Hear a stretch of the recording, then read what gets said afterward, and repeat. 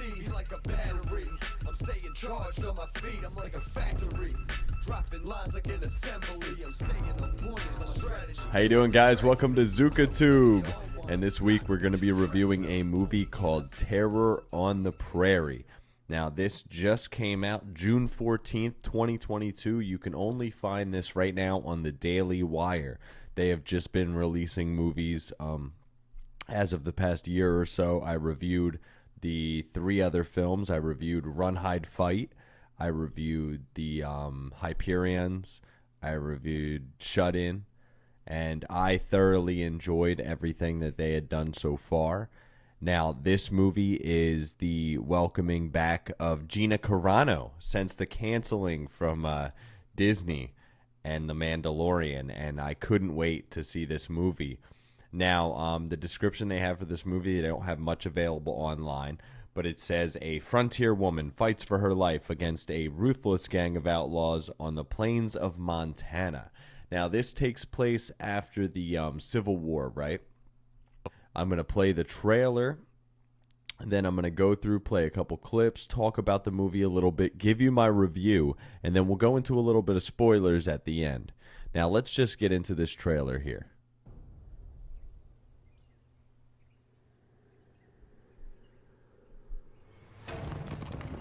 Done. Ooh.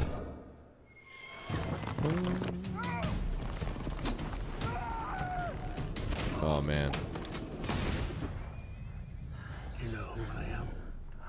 And I have no doubt that God will This forgive guy's you. getting tortured. I'm going to go into that a little bit.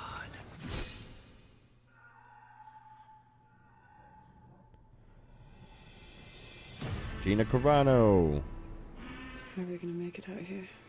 I know it's been hard. This is our dream, Hattie. Build a home on land we can call our own. Just gotta have a little grit. They are out in the middle of nowhere in the mountains. They got to deal with the dangers I'm of heading to hoofing town it by out there. surprise. Look after your mom, God, won't you?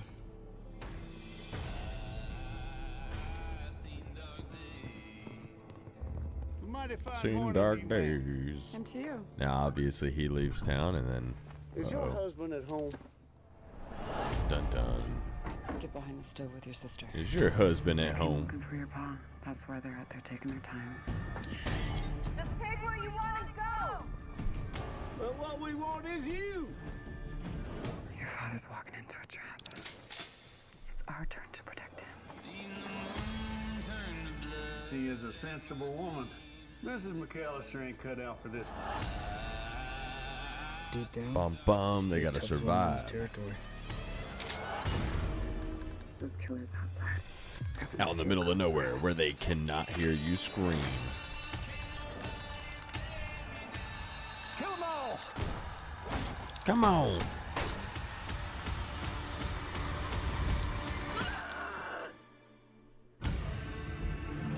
Bam. Pretty gritty trailer, right? I would say. All right. So with that being said, okay. Now this is like after the Civil War, and it starts out with these bandits capturing and like straight up scalping a dude, right? And I'm just gonna play the clip of that because it's real short. I just want to get right to it. There's obviously a lot before that. It's like an intro to the movie, right? But here we go. Son, I warn you ahead of time. This is a little gritty. You might want to close your eyes. Oh! Ah, snap. So that is wild right off the bat, right? And so they get right into it. But then it goes right into Gina Carano, and she's playing Hattie, and it's her and her husband, their son, and then the baby, right? And they're living a tough country life out in Montana during the winter, out in the mountains. Now, they had just come from a life where he had left, the military, and basically she was working in a store with her family. She was more in living the city life. She was young. She didn't really get out and become an adult yet. And now her intro to that is being out here in the middle of nowhere, dealing with the dangers of this life. And it's something that you don't really know how they're going to, survive, if they're going to, what's going to happen. And she doesn't really know what to expect going into this, right? And basically what happens is, the father, he's shown to be a colder man, a kind of like he was a sharpshooter, this and that as well, right? They show even at a point in the beginning some natives passing through and getting some help from Gina Carano's character, Hattie. I'm going to call her Hattie throughout this, treating their injuries and stuff like that. And they give her a sweet knife as payment. And basically, she wants to go home, and move her family back home. She doesn't know if she can handle it. They're barely making it. And they live in basically a shack. And I can't imagine how the winters would be, right? And basically they fight a little bit about it, and he heads to town to get supplies and tells the boy to look after the family, right? And the snow starts to clear. They show them working on the farm, and then the bandits come in. And this is when things kind of go haywire, and things go a little bit sour at one point during their interactions. I'm not going to spoil too much. But basically, these people, right away, you could tell these are bad dudes. You know how Westerns are, right? And with that being said, it's basically Gina Carano stuck out in the middle of nowhere with just her son, and the baby. She's got to protect the family. She doesn't know what to do. I'm sure she's never experienced anything like this. And with as welcoming as she is, these people come by and they ask for help, some water, food. She helps them out.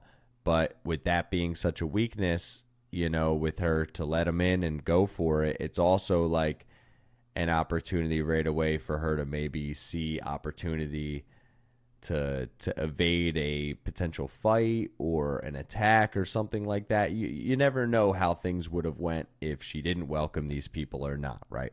But with that being said, that's the whole movie, right? It's at this point a survival movie. And the whole rest of the movie is her trying to fight off this gang. And I don't want to spoil, towards the end what's going to happen. We'll talk about that in the end segment.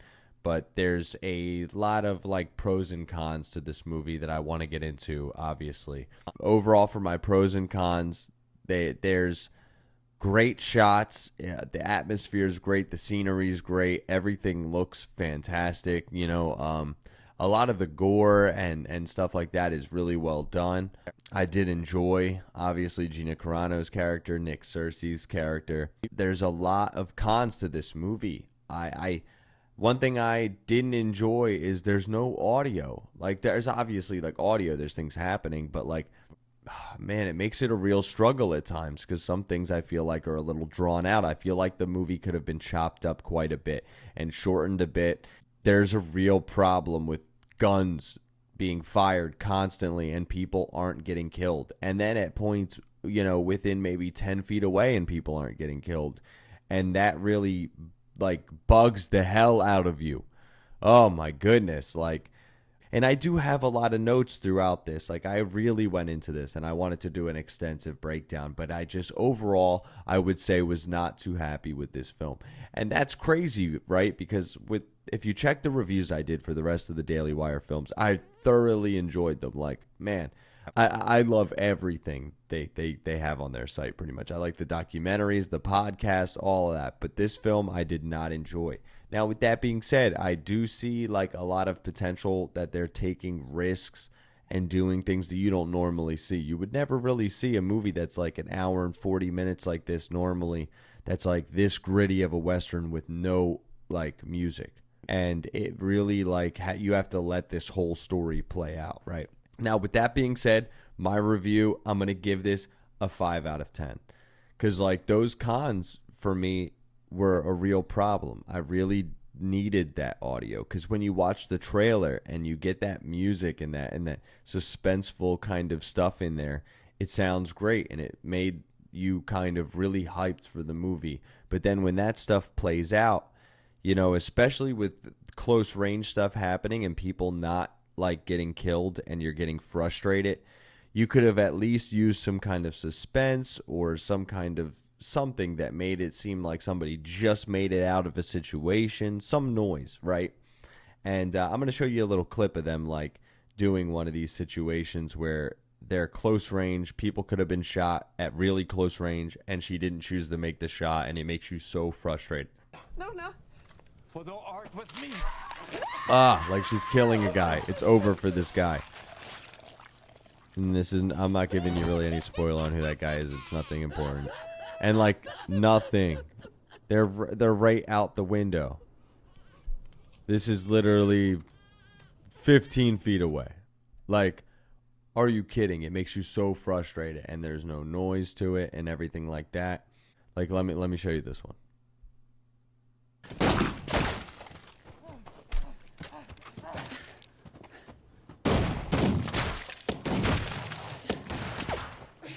This one again, maybe 10 yards away, maybe. Like from the horse to that. That's a good indicator there, because that's the barn. That'll make you crazy, right? And then there's no audio for that. So that kind of stuff really bothers me, especially because some of those scenes, they had a couple moments that I really did enjoy, but I felt like would have been amplified that much more with like a really good soundtrack. The Hyperions was a really different type of superhero movie that just worked for me, and I enjoyed it, you know. And Run, Hide, Fight was a really different kind of movie that you haven't seen in relation to like a school shooting, and it really hit for me. But this one didn't, as far as a Western, right? So now with that being said, I really want to get into the spoilers here and talk about just a few little things.